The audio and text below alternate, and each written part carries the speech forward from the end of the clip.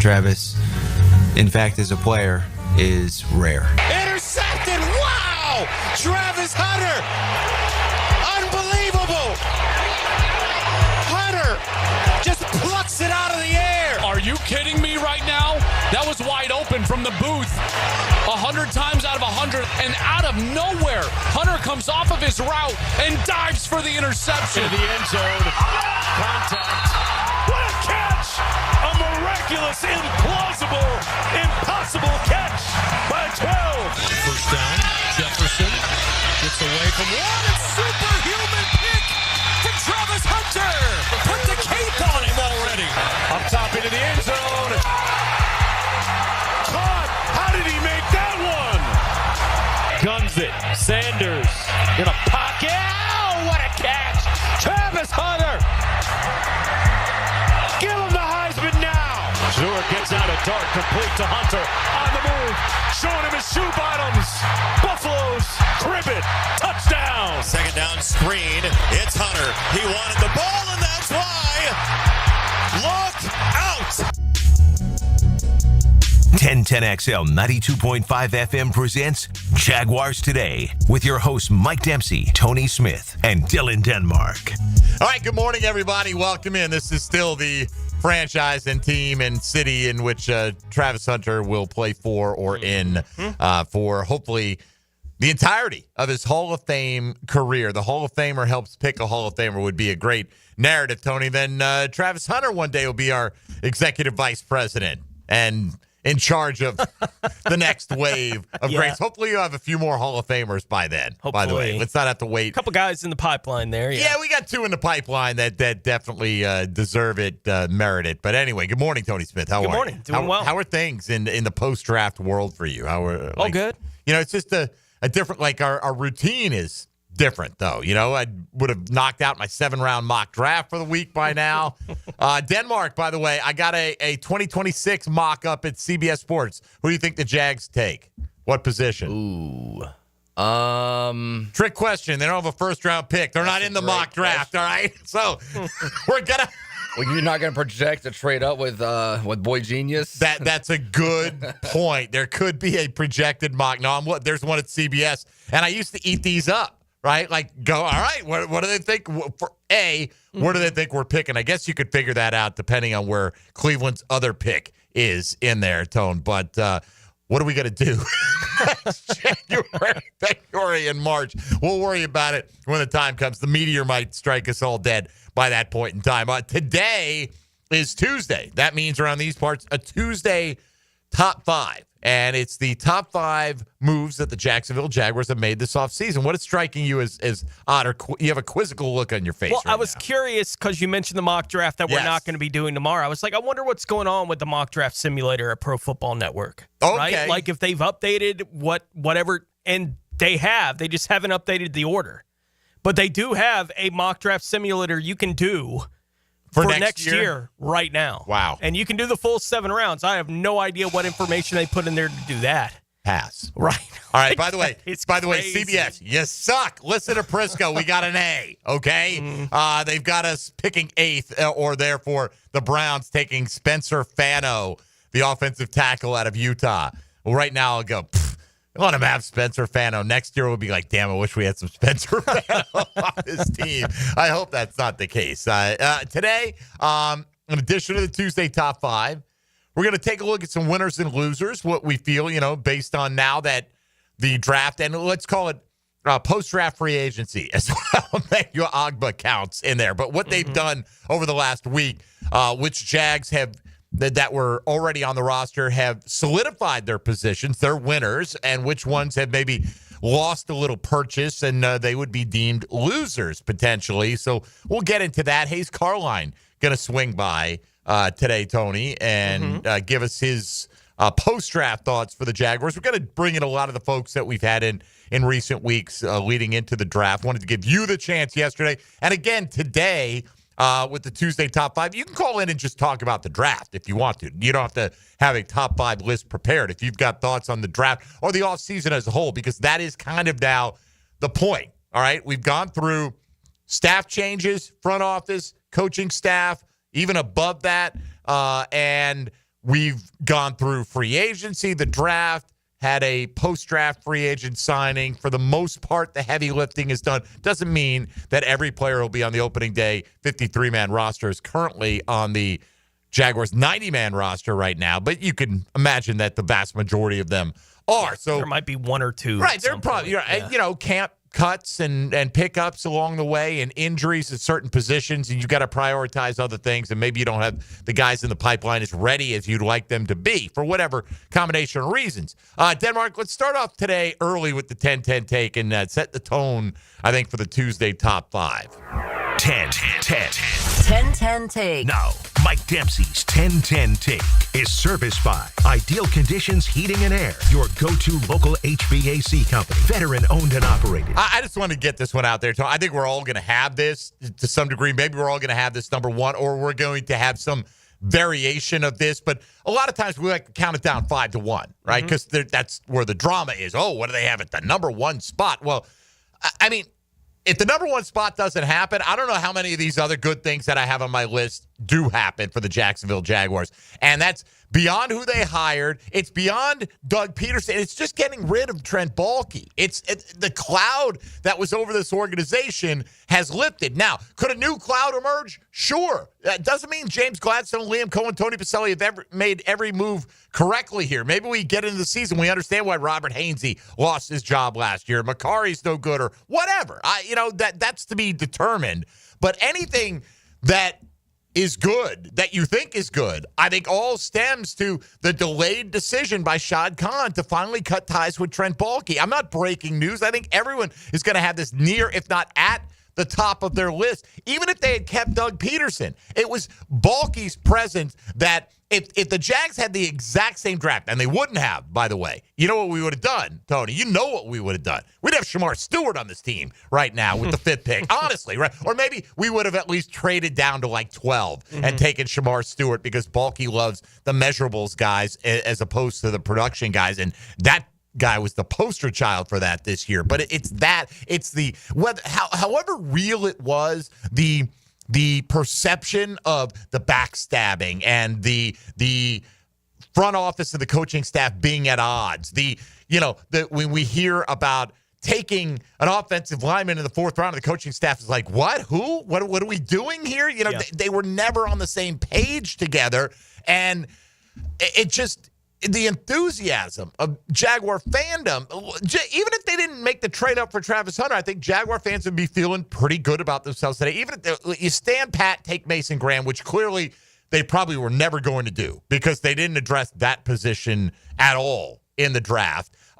And then you have the 36th pick. You have your first rounder next year. You got all this. Instead, you got a ballsy group that push your chips in the middle of the table and said, we're going to get a special talent in a draft that doesn't have many of them.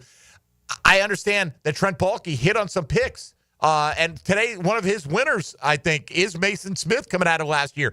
But just, I feel like the entire cloud has lifted, and at least Jaguar fans, the ones that were beaten down, at least are open to being optimistic again. A lot of people just refresh every year. You get optimistic. It's a new chance. I try to do that because what's the alternative? Just be bummed out 12 months out of the year. So none of it's possible to me. All this goodwill and good feeling if you don't get rid of Trent Baalke along the way. It's become harder and harder to convince me that Trent Baalke and Doug Peterson were connected.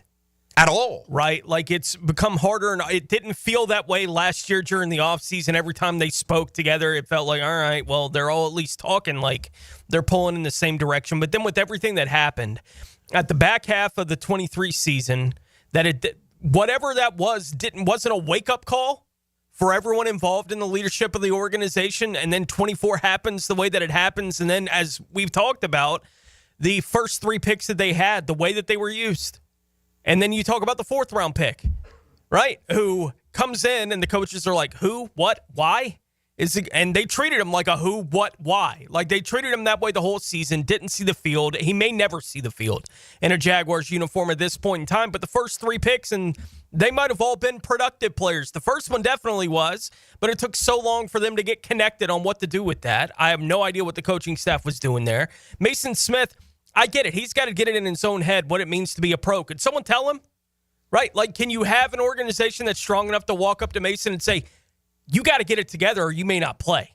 Right? Like, ever. You may not play. We don't care. Anthony Campanile have any issue doing that? I don't. I think the attitude in the whole building is so completely changed, right? Like, I'll spoil my own list. I didn't specifically have Balky on my list, but that's because I think the Balky and Gladstone thing is connected so much in my head. Okay. But I can get separating them, right? And if you do separate them, then yeah.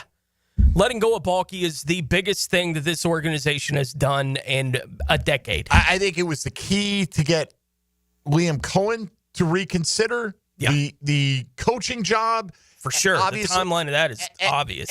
Right. And everything clicked into place there, right? Yeah. If Balky's here, you don't have an executive vice president. I don't think. No. Obviously, you don't have James Gladstone.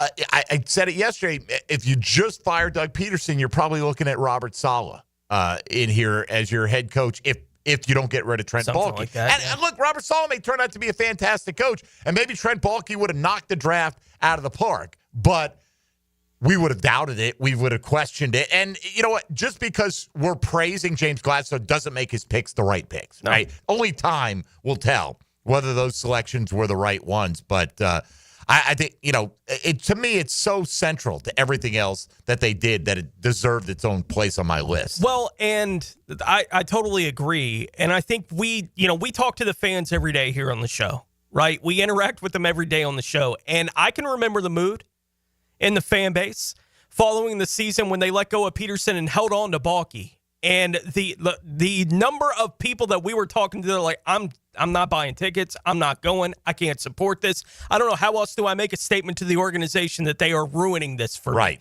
They're ruining the fun of being a Jaguars fan for me. And we were talking to people every day over and over and over again. It was just a chant, basically, from the fan base. And then Baalke gets moved on, and all the excitement comes into the building. I don't know what any dividends any of that's going to pay on the field. We can't know until they get on the field and actually start playing football. But the feeling today compared to where it was 2 weeks after the season when they let go of Doug Peterson and hadn't let go of Baalke, it feels like a different universe compared to where it is right now. So, yeah, it totally deserves the number one spot on virtually everyone's list.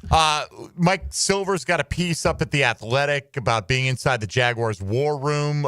Cristiano tipped me to this said in the piece, and as that I'm reading through right now as we speak, the Jags got an offer from the Rams that the Rams would send their second rounder next year for pick 70.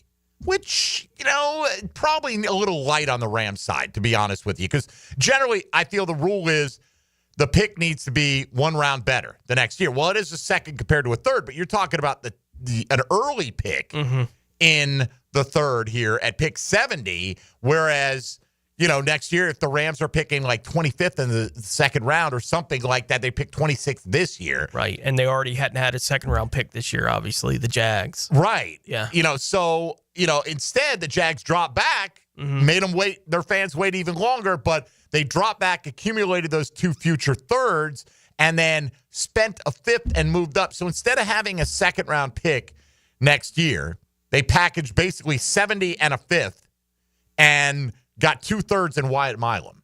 That's what they got.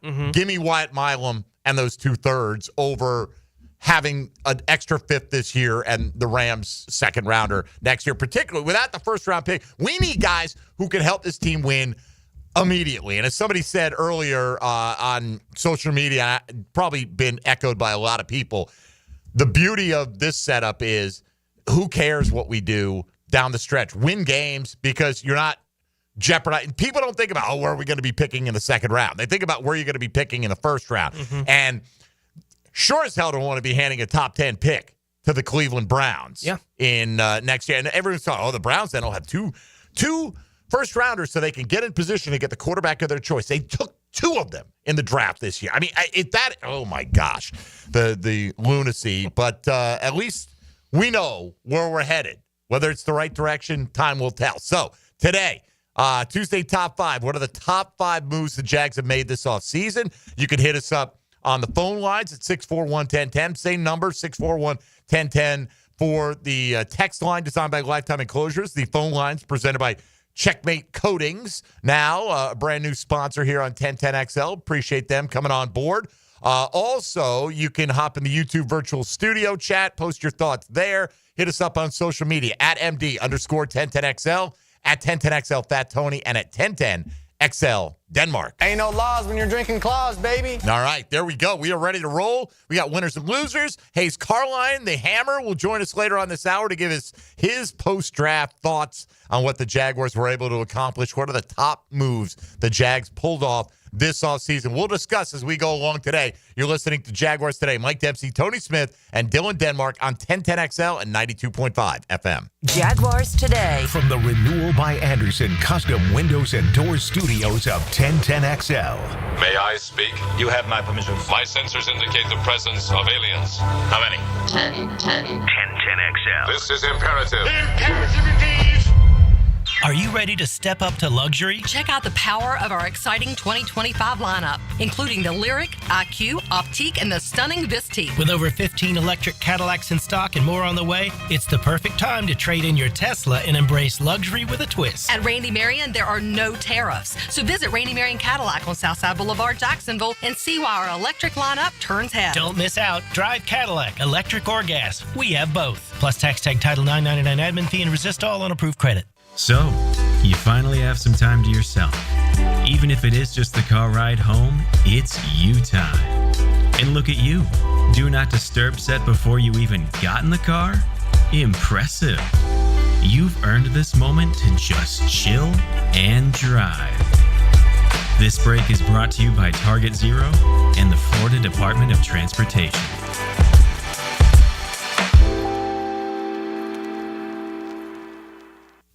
Beat the spring cleaning rush and call our cleaning heroes at Zero Res. This month, get Zero Resified and take 25% off all services. Visit ZeroResJacksonville.com and tell them Hicken or 1010XL sent you. Zero Res. Warm weather means the beach, fishing, golf, and more. Make sure to drop into Daly's and grab a cold case to go. From Bud Light to their seltzer, from Mick Ultra to Modelo, or your favorite crafts like Old City or Sweetwater. Grab and go at your local Daly's. Mark Watson with Hardball Creative. Now's the perfect time to order logo coffee mugs or maybe a logoed stick brand tumbler. They're seriously ice cold and look great with your company logo. Hardballcreative.com. Hardball Creative. Hardball does it all. 1010XL celebrates high scorers. 1010XL and Southeast Orthopedic Specialists celebrate scholar athletes. In class and on the court. Brought to you by the Plumbers and Pipe Fitters Local Union 234. Wednesdays on The Frangie Show. Hey, I'm Tony from Tony D's Pizza. People ask me all day long, is it the water that makes the difference? Well, yes and no. Even water can't make a good pizza. It's the ingredients, too. The best tomatoes, the best flour, and the best cheese. Oh, and a lot of love. Tony D's New York Pizza, Bay Meadows and 295. This is Greg Huntington, a.k.a. The Mangler. I'm on the winning team at Waste Management. WM is the largest sustainability company in North America. If your business needs sustainable environmental services for waste removal and recycling collection, then you can count on the industry leader of WM to deliver results. Your services will be completed in a timely, safe, and eco-friendly manner. Go to WM.com/Duval. That's WM.com/Duval and get signed up today. If anyone can talk trash, it's the Mangler. Another checkup? Why are so many people getting new puppies? Dr. Kim's veterinary office is littered with cuteness. We are booked solid for weeks, but who can say no to a puppy, right? Oh, who's your good boy? Oh, who's what? Oh, she needs to find extra vet techs to get those pups some extra love. I need Indeed. Indeed you do. When you sponsor a job on Indeed, candidates can find it easier, so you can hire easier. Redeem your $75 credit at Indeed.com/credit. Terms and conditions apply. Right now, they're on their way to disrupt your life, make you uncomfortable, and rob you. Don't bother calling the police. They can't help. That's right. Summer heat and humidity are about to attack North Florida again. You know what to do. Call Mike Merritt. Mike Merritt's Heating and Air has a license to chill. When heat and humidity are attacking you, Mike Merritt provides a comfortable chill at a bargain price. Mike has been keeping North Florida comfortable for 30 years. Mike Merritt technicians are never paid commissions, meaning you'll never be pressured to buy something you don't need. And And Mike Merritt knows cooling issues can arise anytime. They don't just happen during business hours. So Mike Merritt never charges overtime fees. When you need us, we're here for you. Remember, in the fight against heat and humidity, Mike Merritt has a license to chill. Visit merrittair.com. Florida license number CACO 50384. Are your monthly bills keeping you up at night, worried about your finances in these crazy times? Hey, it's Prosser here. And if you're like most people, you've racked up a sizable amount on your credit cards, and the monthly payment is not making a dent in it. It's time to call Loan Pronto. If you own a home, you have a super easy way to get tens or even hundreds of thousands in cash. Loan Pronto has lots of options for helping you tap into the equity in your home and get the cash you need to get back on solid footing. Most homeowners who do this end up wiping out all their credit card debt and cutting their monthly expenses by $1,000. Look, you didn't mean to end up here, but you don't have to keep stressing out about money. Call Loan Pronto for fast debt relief now. 904-999-1508. That's the number to Loan Pronto. Or you can also go to loanpronto.com. That's 904-999-1508 or loanpronto.com. Equal housing lender, NMLS 1661781, subject to lender approval, NMLSconsumeraccess.org.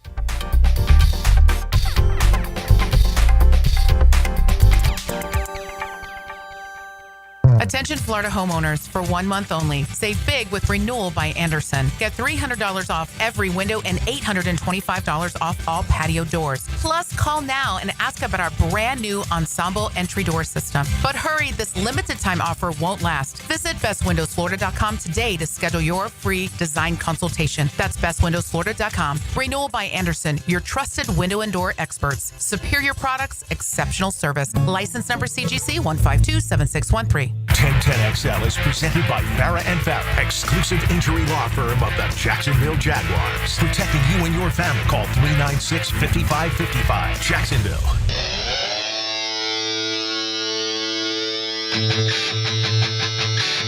Jaguars Today on 1010XL.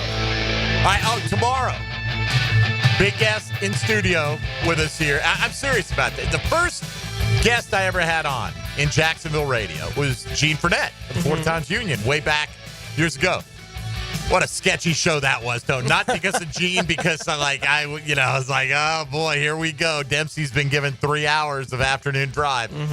But Gene was nice enough to come on with me. Gene is going to come in studio with us for the first time ever on Jaguars Today. He's been around covering all manner of Jacksonville sports, obviously, for a long, long time, and including your Jacksonville Jaguars. So I'm looking forward to Gene coming in to join us tomorrow. And hopefully, Tony, at some point during the 2 hours, sending out a tweet with some kind of photo that will be as memorable as the turkey or the trash can. One of the two. I'm not as into the whole Gene Fournette tweets scene as some are in the Jaguar media. I'm looking at you, Duraco, and others. No doubt. But it's absolutely a thing. I like Gene. Gene is a hell of a guy. He really, I mean this 100% sincerity, and I look forward to having him in with us tomorrow. Yeah. So that'll be fun, and we'll look back on his time covering the Jags and his thoughts on the new regime. He's seen a lot. He's seen it all here in Jacksonville. So that's coming up tomorrow. All right, let's get to some winners and losers for the Jacksonville Jaguars. Let's start on the positive side, Tony. I asked you guys to each come up with a list of 3. So if we just give one name, we'll discuss, kind of go around the table. We'll all have at least one left in the holster. Who's your number one winner coming out of this draft? Mason Smith. Me too. Mason Smith. Why is he, for you, the number one winner? No direct competition added to the roster. They're a defensive tackle. It was a position we thought that they might add a player or two to, including right there at 5, right? Like Mason Graham was part of the conversation throughout the whole process, but they didn't. They chose not to, and I can't read that as anything other than a at least vote of confidence for what they see in Mason Smith and maybe some of the other pieces that they currently have on the roster, but in the second-round pick specifically from last year. Right. Eric Armstead will probably be the starter. I say probably. I don't know. It's going to be open competition, I would suspect. Why wouldn't it be, right? But I agree with you. I feel like they probably seen the tape, or maybe they evaluated Gladstone, Mason Smith, when he came out last year, so they had a feeling about him, watched the film, particularly the last month of the season, saw him start to come on. And Denmark, I get the sense, listening to everything, that they were never going to take Mason Graham, right? Like, had it gone a different way and the Jags couldn't close the deal with Cleveland, they were going Ashton Genty, and regardless, we might not have seen any competition come in and at if it that hadn't spot. been him, it does feel like it would have been offensive line. Right? Like, if both those options were not available to him, I still don't think it would have been Graham. Ultimately, it would have been offensive Right. You're line. saying if Hunter went 2 and, like, Genty went 4, they would have gone O-line. I agree with that. Dylan, did you have Mason Graham on your list, and if so, where? You mean Mason Smith? I mean, Mason Smith. Mason Smith yes. was one for me, definitely. It was a deep D tackle class. I know we talked all offseason about Mason Graham going into, being the 5th pick, but it didn't feel like they were going to go that way. And as many D tackles that were available, 2nd, 3rd, 4th round, they didn't pick one. And they only got D linemen that were undrafted. And they got a lot of them, but obviously that's not going to be a threat to guys that are going to be starting, you wouldn't think. I mean, quite frankly, the whole defensive tackle group are winners, right? You didn't get a one technique or a nose tackle to come in. I mean, Alfred Collins came off the board in the 2nd round. Tony, I poured a little one out for him, poured another one out for Kyle Kennard as an edge later, and some of my favorite guys and yours as well. And but yeah, Mason Smith, we said it all. I'm intrigued, but I don't know if they're intrigued, right? And apparently they are. Here's a guy who was like the number 1 recruit coming out of high school, was earmarked as a potential future number 1 overall type player. Yep. Injuries hampered him at LSU, and let's hope that a year of learning a little bit how to be a pro and getting a fire-breathing monster in Anthony Campanile coming in here is going to get the best out of him. Yeah, no doubt. And as I mentioned yesterday, I do think Gladstone, he was part of that Rams front office last year. It's not like he doesn't have an eval on Mason, right? Like, he has whatever they felt about Mason. He has whatever that is. I don't know. Look, obviously, no one's going to take Mason before the Jaguars did because the Jaguars got him, right? Like, so no one was more invested in Mason Smith last year, but that doesn't mean nobody else was invested in Mason Smith. Nobody said, oh, man, we thought we'd get him at the late 2nd round. We just don't know. And the Rams might have been in that group. I have no idea, but obviously they feel comfortable enough about where he is on the roster right now that they didn't feel the need to add anybody to push him down the room. So it is what it is. Yeah, and again, even if you look at the undrafted free agents they signed, we talked about this yesterday, most of them look like edge on the defensive line as opposed to a tackle. Like, it's still not the direction I would have gone, right, with the decisions that they made in this. But the discussion we're having right now is who are the big winners that we've seen. And I don't know how you don't talk about the defensive linemen, especially the interior guys on the team right now that weren't big winners going into a process where we thought they might add 1, 2 guys in that room. They didn't. So the guys that were perceived to be at the front of that room are still at the front of that room right now. All right, so no surprise. We all had Mason Smith, top of the list. Dylan Denmark, who else you got? Who's next on your list of winners? It's hard not to say BTJ got help. You don't have just one primary threat that can, get a home run and take it to the distance, 60, 70 yards. You have Travis Hunter that's going to be on the other side, and the defense is going to have to pick their poison if they want to roll their coverage to one guy or the other.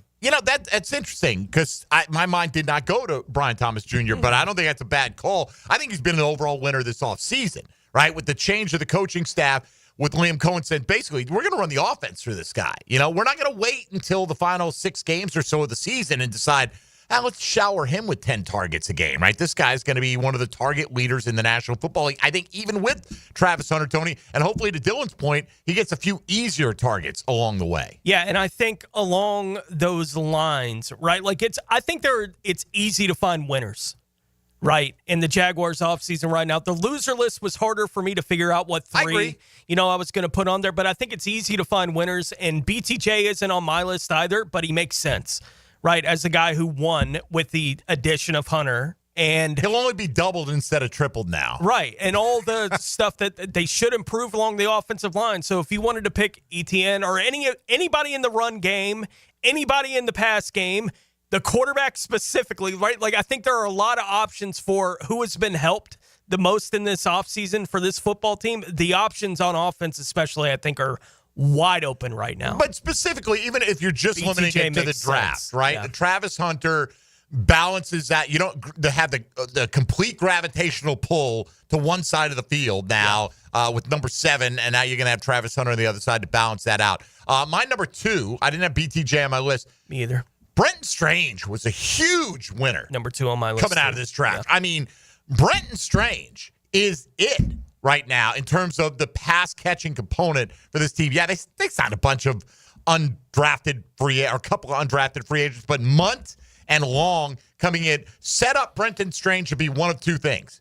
Either the top of your depth chart, tip of the spear in both, just like an all-around. Think Ty Warren. He's going to be that physical guy when you need him to be in line, and he's not going to tip your defense when he's part of the pass pattern because he can do whatever. He's not a specialist that you look at as just another receiver like you might Evan Ingram. That's not a knock on Ingram. He's very good at what he did. Yeah. But this could have been a Tyler Warren pick, Tone. They could have moved back, taken Warren, or maybe taken, Mason Taylor if the board had fallen a certain way, or any number of tight ends that we had mocked to them. But instead, they ignored the position until undrafted free agency. And I don't think Patrick Herbert and John Copenhaver are going to threaten Brenton Strange at all. I think Brenton Strange is easily the reception leader at the tight end position. But, barring bad health, he may be a top 3 receiving option for the Jacksonville Jaguars in 2025. Yeah, I thought it was fun. John Shipley put out a 53-man roster projection yesterday, and it was kind of cool to look through it where Gabe Davis is now the 5, right, on the roster, which Gabe Davis we'll get to you, Gabe. Right, like Gabe Davis as a 5 is we'll get to you, and it's not going to be in the winners list. Right, like that's pretty good, right? If he's the 5th right guy in but that room. Does he play on game day? Probably not. Probably not much if he does. Right. If he's the 5th, then unless he's not giving you special How much special teams are you going to bring us, Gabe? And I had Brenton Strange at number 2 on my list, too. And they go into the offseason, they're willing to walk away from Evan Ingram, who's a super talented tight end, right? And can do a bunch of different things, but it's not exactly how they want to use the tight end.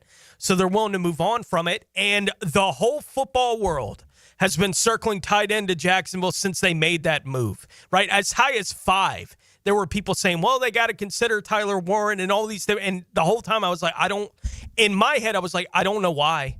Like, I think Strange is fine for what they need, right? Like, what they want out of the tight end position, Brenton Strange is what the cookie they would cut, right, for what they want out of the tight end position. I don't think they have to feature the tight end position, but if they want to and need to, it's going to be through Brenton Strange, right? And going into the offseason, it didn't feel like that was a guaranteed thing for Strange. He's still a second-round pick from a couple of years ago, so he's talented enough to be that kind of prospect going into the draft. When he's been used, everyone's gone, why don't they use him more? Every time he's used, we go, why don't they use him more? Well, now he's in a position where they're going to use him more. That doesn't mean he's going to be featured because I don't think a tight end has to be featured in this offense. But if it's going to be, it's going to be Strange. Yeah, and be honest with you, every time they threw a 17-yarder to Luke Farrell in the first half, you'd be like, you could mix a couple more of these in, too, along the way. They'd get like that one, and then they'd never go back to it. Dylan, who'd you have at 3 on your list? I had Trevor. The 3 of their 4 first picks that they decided to do in the draft were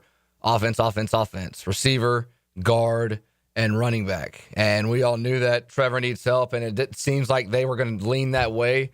At least in the first round, they continue to add to helping Trevor give him weapons on the outside and on the offensive line. I think that's a fair call. Tony, who do you have at 3? Walker Little. You had Walker Little, okay. Yeah. The Jags have added 6 offensive linemen this offseason, but none of them are direct competition for Walker Little for that left tackle job. And what about Freddie Jackson? I don't think he's direct competition for Johnson, a starting job. Yeah, for the Jaguars. I think he's going to challenge the depth on the roster, and he should. But I think Anton and Walker, both those guys who were penciled in as the starters going into this, they added 6 offensive linemen.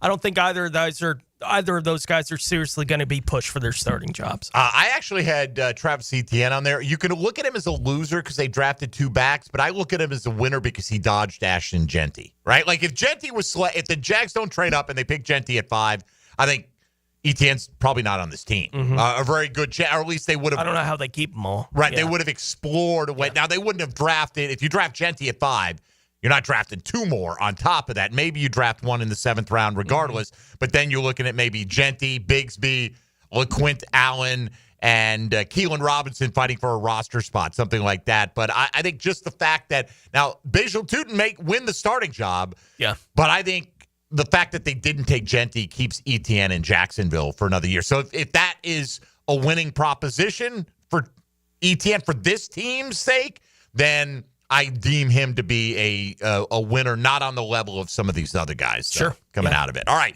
we'll come back and we'll talk with Hayes Carline. The Hammer joins us to give us his post-draft reaction. Yours is always welcome on the program as well. Tuesday Top 5.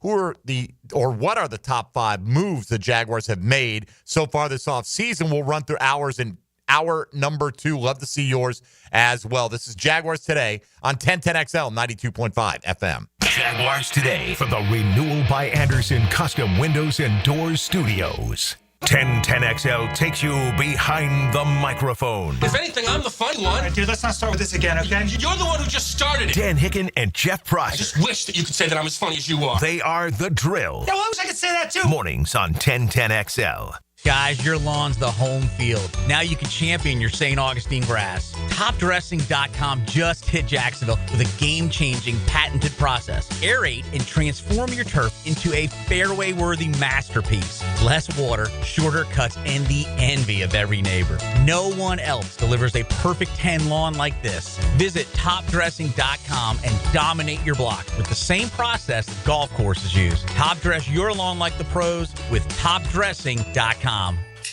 The aroma, flavor, the bliss. Nothing matches a great cigar, and now you can indulge yourself with My Father's Cigars. Come to Tobacco Cove on Saturday, May 3rd from 1 to 4 p.m. for an incredible cigar event featuring food, drinks, and specials on cigars. This is your chance to embrace the joy of My Father's Cigars at Tobacco Cove on Bay Meadows Road. More than a cigar store, it's an experience. What defines a hero? Dedication, loyalty, courage. Every day at AMCO, we serve heroes. For over 60 years, we've repaired and maintained the most critical public service vehicles. From complex transmissions to simple brake jobs with flexible financing and the extra safety precautions we need. The heroes we serve don't all wear uniforms. They're people like you. At AMCO, we're proud to serve all of you. AA MCO. Money tight? We can finance almost anybody. Find the AMCO transmissions nearest you at amcojacksonville.com. Firefighters, paramedics, police officers, they take care of us, and at AMCO, we're proud to take care of them. For over 60 years, we've repaired and maintained the most critical public service vehicles. As an essential business, we work on every kind of car repair with flexible financing and extra safety precautions. Essential, reliable, trusted. That's the men and women who are there for us, and it's our honor to be there for them. AA MCO. Family owned and operated in Jacksonville, Orange Park, St. Augustine, and St. Mary's, Georgia. AMCO Transmissions and Total Car Care. Duck Rooter is a proud partner of the Jacksonville Jaguars. When you need help with any plumbing, septic, or AC issue, just give us a call and relax. We'll send one of our first-round draft picks to tackle your problems today. DuckDuckRooter.com. That's DuckDuckRooter.com. Rick Ballou for Coy Dental. That's right, Carlson Dental is now Coy Dental. Dr. Lee has been practicing there for 9 years, has purchased the company. The Coy Dental team still has the same great dentists and staff.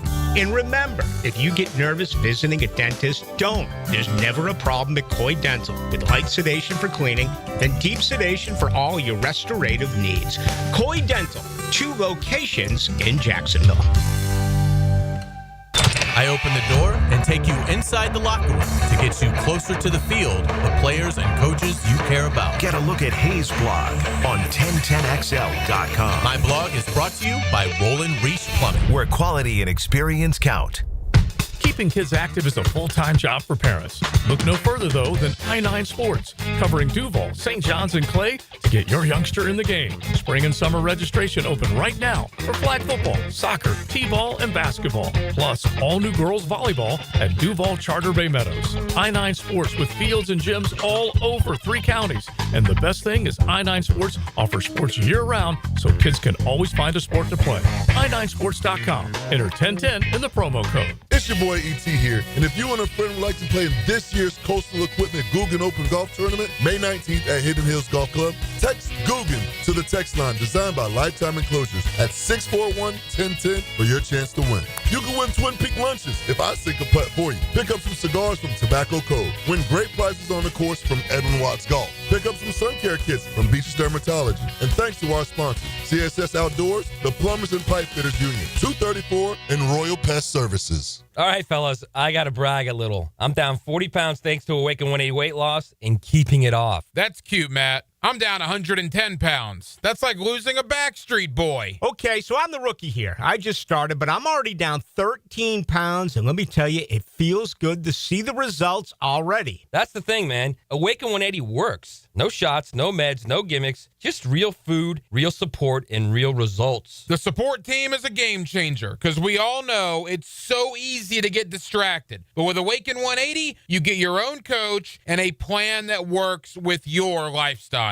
And free support for life. Plus, no gym workouts required, which is great because let's be honest, I wasn't running wind sprints either. 25, 40, even 110 pounds. If we all can do it, so can you. Call 844-346-1800 or visit awaken180weightloss.com. That's 844-346-1800 or awaken180weightloss.com. Grow your hair back. IHRS offers the latest technology in hair transplants and restorative treatments. Fast, easy, and effective. With over 35 years experience, our team is committed to delivering exceptional results. Hair restoration is for us, and it can be for you too.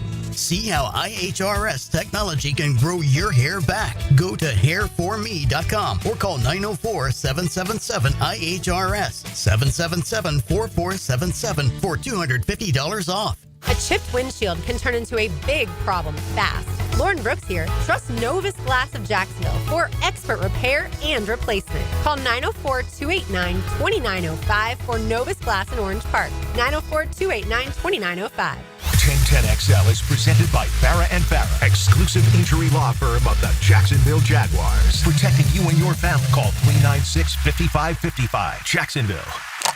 Now, another great guest on the Checkmate Coatings phone line. Hello. Your floor's missing piece. You can't touch this. You can't touch this. Now, more Jaguars Today on 1010XL. Touch this. Oh, if the Jacksonville Jaguars and the many things swirling around them are the nails, we've got the hammer. Hayes Carline to tell you exactly how it's all going to come together for Jacksonville in 2025. Hayes, good morning. Glad you could join us here, and thanks for joining us in the lead up to the NFL draft as well. How are things? Gentlemen, I'm doing great. I hope you all are as well. What a week it's been around here. Yeah, no doubt. Let me ask you right off the top. We're debating some winners and losers today. Is Travis Etienne a winner because they didn't get Ashton Genty? Or is he a loser because they drafted two running backs in the 4th and 7th rounds? I think he's a winner because they didn't take Ashton Genty, who is who they would have selected had they stayed at 5 and not been able to make the move. So, yeah, if you bring Genty in, then obviously you got to get him 15 to 25 touches each week. So then where does that leave Etienne? At that point, you're probably looking at moving him, which may be good for Travis, may not. So, yeah, I think he's a winner because, Tootin will have a role, and maybe he overtakes him, but it certainly isn't going to be, like it would be if you're taking a running back at 5. So I think I would say he's a winner. Hayes, as we learn more and more day by day, it does sound like the deal for the Jags to get from 5 to 2 had been in the works for at least a couple of weeks. What is your reaction to the process of the Jaguars getting the Travis Hunter deal done? I think it was phenomenal. You get the best player in the draft and somebody who, to their point, can change the trajectory of the sport. I mean, how often do you get a chance to do that? And so you look at what Travis Hunter can be with Brian Thomas Jr. offensively, and it isn't hard to project that by the time we get to Thanksgiving, there's a chance that the Jaguars will have one of the top 5 receiving combos in the NFL. And so that's incredibly exciting. And then what he's able to provide is a corner. So he played 1,552 snaps last year at Colorado. If you look at, kind of BTJ played 821 offensive snaps last season for the Jaguars. That was about 79.5% of offensive snaps. So if Travis Hunter can go, let's say 800 offensive snaps, 600 defensive snaps, to me, I know this is going to sound outlandish, but just that workload alone puts him in the running for MVP. I mean, now to do that, he'd have to have like 1,000 yards and make some plays on defense. But that workload alone is so rare that if he's able to do it at a high level, I mean, he's going to be one of the most valuable players in the NFL. We don't talk about WAR. That's like a baseball stat. I don't know if they have the equivalent of that in football yet. But Travis Hunter's WAR is going to be off the charts if he's what we think he's going to be. And so, to give up next year's 1 and this year's 2, certainly there's a game there. But, I mean, they clearly think they can win this division right away. And Travis Hunter might be worth 2 or 3 wins. Hayes Carline for the Franchi Show here with us. Hayes, is Travis Hunter already the face of the franchise? And if so, is that okay when you're paying your quarterback what they're paying Trevor Lawrence? I think he is, because I think face of the franchise is sort of who has the most sizzle, and Travis Hunter certainly has that.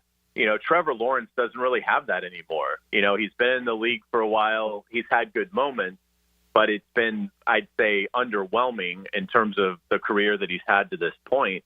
So, yes, he's got the big contract and things like that, but that's not necessarily what makes you the face of the franchise. So yeah, I would say if you go into a sports bar in Topeka or somewhere around the outside of the South and bring up the Jaguars, I would think Travis Hunter would be the first person mentioned.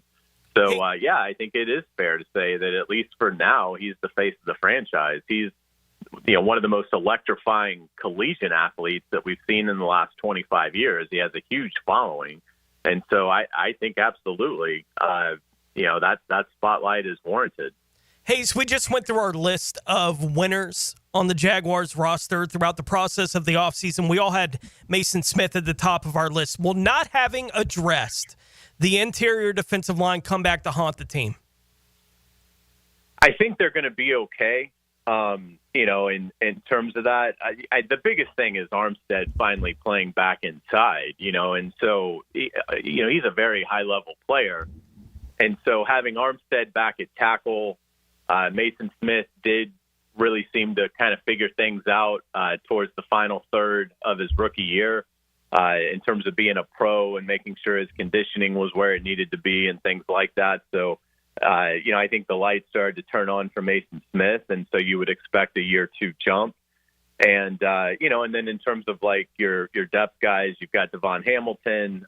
They like Jefferson going into year 2. And you've got Tyler Lacey was the 5 that I kept on just a 53. I was just scribbling out. So, I think in looking at it, it's got the chance to be a pretty good room. And again, a part of this too is, how much are they going to try to supplement snaps with Trayvon Walker working inside on passing situations as well. So, I was surprised they didn't go defensive tackle at any point just because it was such a deep group. But I mean, I think in terms of what they have, they've got a chance to have a quality group there. Hammer here with us, Hayes Carline from the Franchi Show. Hayes, I know you were an advocate to lean into the line of scrimmage, offensive line. I think a lot of people wanted that, but with the move they made, that precluded them from having a second-round pick. They did take Wyatt Milam, came back with Jonah Monheim later. In addition to what they did in free agency, have they done enough to fortify that group? Well, they've definitely reimagined it. And with, in terms of, yes, if they'd stayed at 5, I would have preferred Membu or Banks over Genty. But, in looking at where they are, they've at least pushed the tackles, Little and Harrison with Johnson and Adoga. I do like Milam. I think he'll unseat Ezra Cleveland at left guard. And then I think Monheim will, make the team, even though he's a 7th rounder. I think he's in their plan. So, 4 free agents, 2 draft picks, that's 6 guys if you're keeping 10. So like the only in-house guys that I had on the 53 that I just did was Walker Little, Anton Harrison, Ezra Cleveland, and Luke Fortner. No Cole Van Lanen? Yeah, I didn't have them, but I would listen to an argument to have them on there. But they've certainly taken really, I'd say, subpar group. And they certainly have added a lot of new bodies to it and a lot of competition. So, we'll see. Obviously, they'll give Walker Little and Anton Harrison this season to see how it goes, and then they'll figure out how much resources they need to continue to pour into that position, if any. So, yeah, I mean, I think there's better depth and better competition, and so hopefully their starting five with this coaching staff will be more productive. Looking back to the weekend, Hayes, beyond Travis Hunter there at number 1, who was your favorite pick that they made, and what was the most head-scratching pick for you in the draft? Probably my favorite pick was Wyatt Milam, just because he didn't give up a sack his last 3 years in school at left tackle, 43 starts, was at the Senior Bowl, which was a theme throughout this class.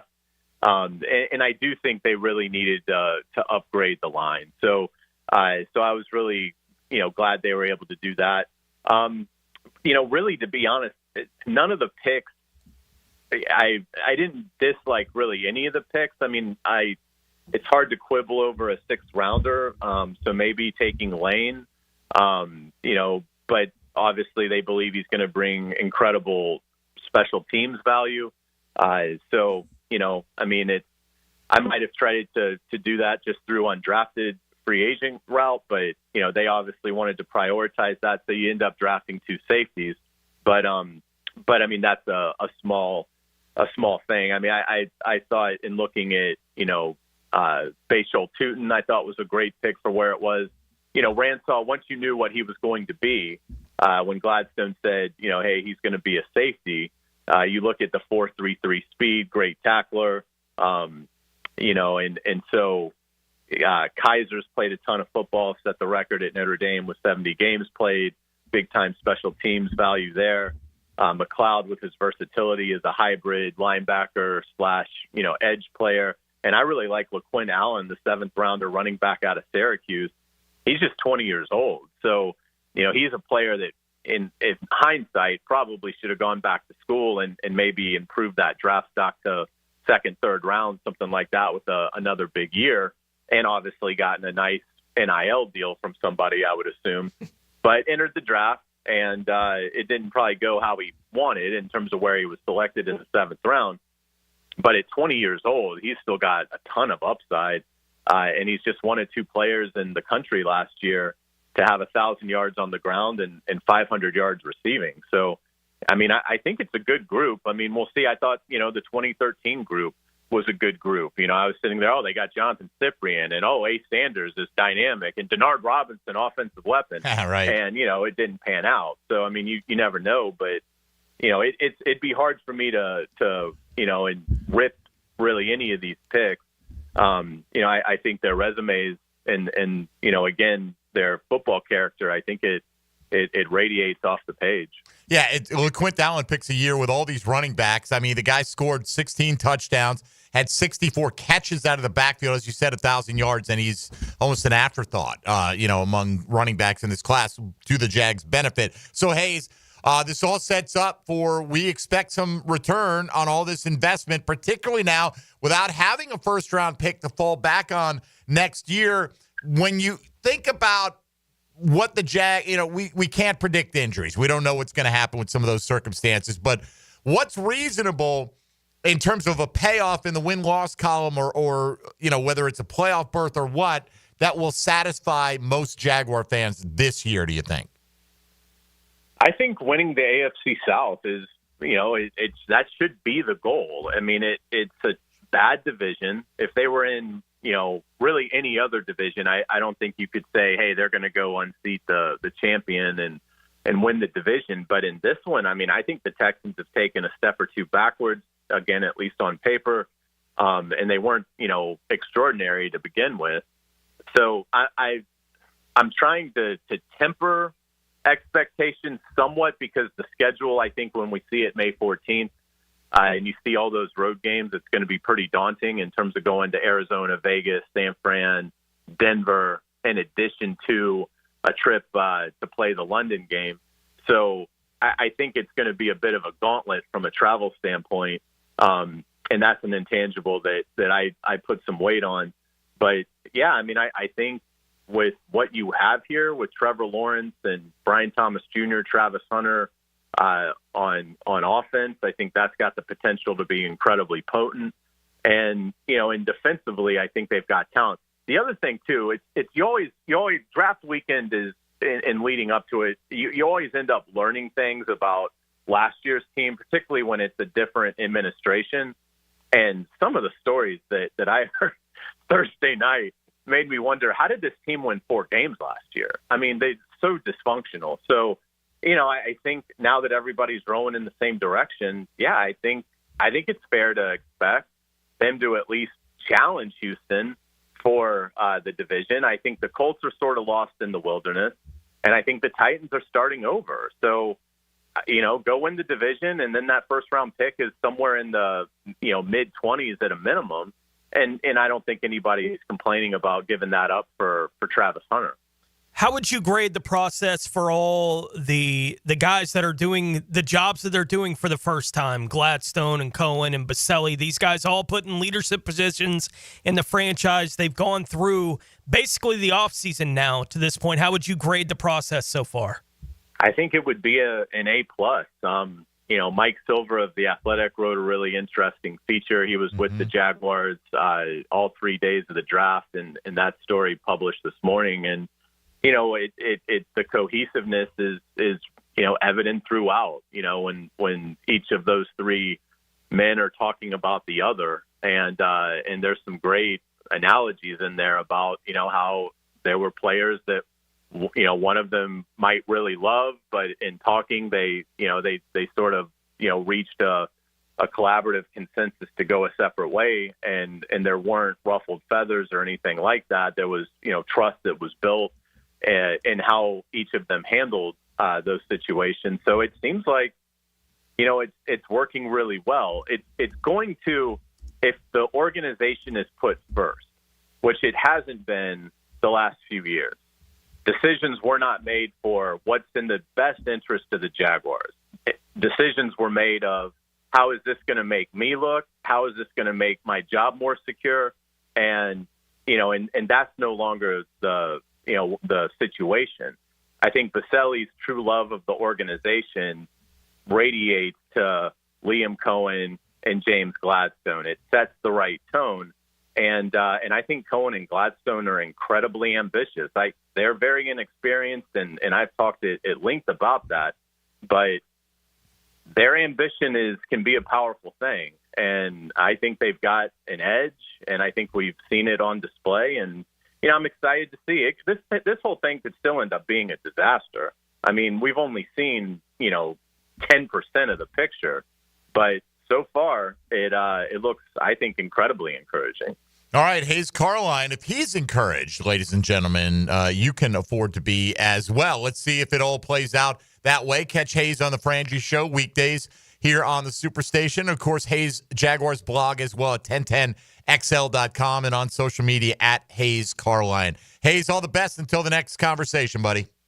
Thank you, guys. Take care. All right, there he goes. Hayes Carline, the hammer out the door. Tony, a lot of winners for the Jags as we detail.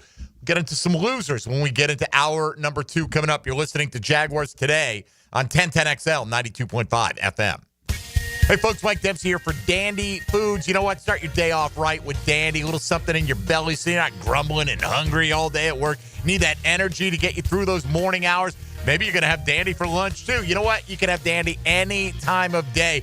Area gate stations are just waiting for you to roll on in, fill up the tank, and head to the fresh case and fill up your belly with Dandy and Anytime Deli sandwiches, subs, breakfast menu. They've got the complete breakfast menu there. They've got protein packs. They got salads. They've got veggie trays.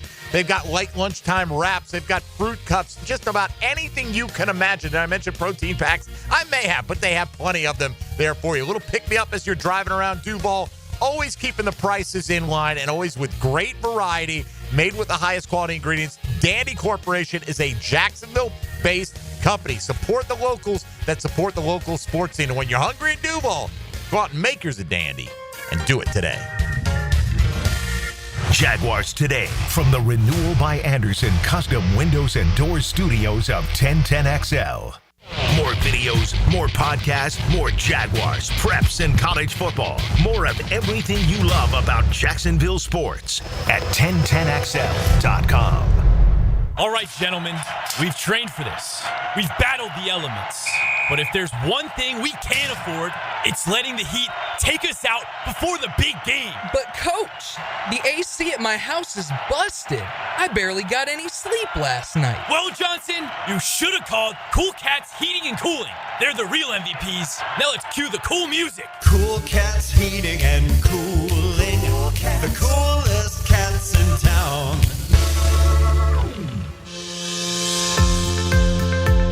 Fantastic news here. Due to overwhelming response, Beers Diamonds extending their amazing earring and bracelet sale for Mother's Day. Hicken here. So now through Mother's Day, you can still save up to 40% off diamond earrings and diamond tennis bracelets. It's Beers' most ambitious offer ever, and response has been incredible. The corporate-owned big box stores can't touch these prices. Beers, locally owned, man. Say hi to the Lupos when you go over there. The freedom to give you pricing you deserve. Highest quality diamond jewelry. Celebrate the mothers in your life with something they'll appreciate for decades to come. They also have special pricing on other Mother Day favorites, including colored gemstones, pearls, pendants, and fashion jewelry. Beards Diamonds, your destination for making this Mother's Day truly special. Don't miss Beards Diamonds' biggest sale ever. Up to 40% off Beards' already beatable value price. Now through Mother's Day at the Town Center. Only locally owned jeweler. It's Beards Diamonds. It's Work Zone Awareness Week, Florida. Every year, lives are lost in work zones because of speeding and distractions. When you see orange cones, remember, slow down, follow the signs, and stay focused. Workers are counting on you to get home safely, and so are their families. Let's work together to prevent crashes and save lives. A safety reminder from the Florida Department of Transportation. Slow your roll. Safety's the goal. What's the weekend in sports look like? I'm 1010XL's Dan Hicken, and I'll give you my takes and weekend updates on YouTube and Facebook. Musings with the media mogul. That's right, motivated by Tucker Equipment Rentals in Neptune Beach. For lost or broken keys or nearly any make and model of vehicle, call 722-1111 for Instant Keys. Instant Keys. You don't have to go to the dealer. Instant Keys comes to you. Baseball is back. Jumbo Shrimp Baseball at the newly renovated 5-Star Ballpark is your home for affordable family fun. Tickets start at just $5. Fireworks after every Friday home game and kids round the bases after Sunday games. Log on to jackshrimp.com for tickets and details. Jumbo Shrimp Baseball, affordable family fun.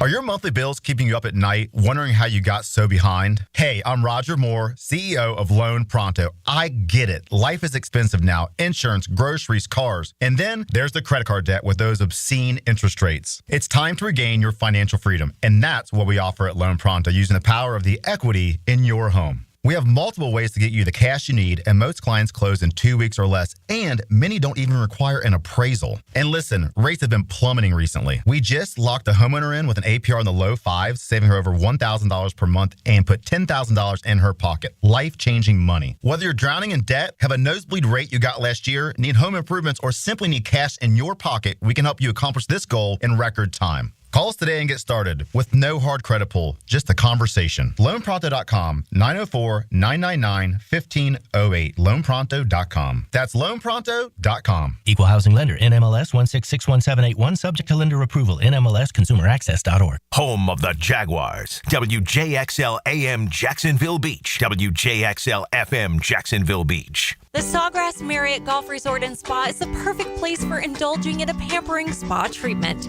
This Mother's Day season, give the gift of wellness with a gift card and take advantage of the spa's current promotion. Buy a $75 gift card or more and guests get a credit towards a future service. With healing massages, revitalizing facial treatments, and more, a day at the Sawgrass Spa makes a perfect gift for everyone. Purchase in person at Sawgrass Spa during operating hours. At Performance Painting, we've spent decades protecting commercial properties with durable, long-lasting coatings. And we can bring the same expertise when painting the exterior of your home. With industry-leading materials and a proven process, we extend the life of your home, reducing maintenance costs and preserving its value. Now, for a limited time, save $500 when you hire us to paint your home's exterior. Just mention 1010XL. Go to performancepainting.com to schedule a friendly estimate. Performance Painting. Repair, protect, preserve. Performance painting. What two vegetables are combined in making succotash? When you file a claim with Southern Oak Insurance, we schedule one of our trusted vendors to work directly with you, which means a faster claim resolution. Find out more at southernoak.com. Our family protecting yours. Southern Oak Insurance. In order to make succotash, you'll need dry corn and dry beans. Suffering succotash was made famous by Sylvester the Cat. Southern Oak Insurance. Our family protecting yours. Free Comic Book Day. Hey, I'm Ben Kay, owner of Gotham City Limit, your local comic shop, inviting you to the Community Party of the Year, Saturday, May 3rd. Free comics, free food, huge discounts, and more. Let's take Free Comic Book Day to the limit, Gotham City Limit. This is Molly McDonald with your 1010XL local sports update brought to you by Awaken 180. The UNF Ospreys baseball team hit the road traveling over to Orlando to take on the UCF Knights for a midweek matchup. The Ospreys taking the last matchup between the two a couple weeks ago. Currently sitting at 10-11 in ASUN conference play with an even 22-22 for the season. Ospreys and Knights tonight, first pitch at 6:30. The Jaguars have made it known that second overall draft pick Travis Hunter will be starting off learning the offensive side of the ball. However, head coach Liam Cohen is aware of the versatility of Hunter and the importance of getting him on the defensive side of the ball as well. The offensive mind in you starts to get extremely excited, right? And then you have to switch back to being, hey, I'm a head football coach, and we know that he's going to be able to do both. We feel that in our bones. We're going to set that up that way to set him up to have the most success that he can to, in fact, then help the Jacksonville Jaguars become the best version of ourselves. It's 79 degrees at 11 o'clock. Time in temp brought to you by Bueller Air and Plumbing. Stay cooler with Bueller. 1010XL is presented by Farah and Farah, exclusive injury law firm of the Jacksonville Jaguars. Protecting you and your family. Call 396-5555. Jacksonville.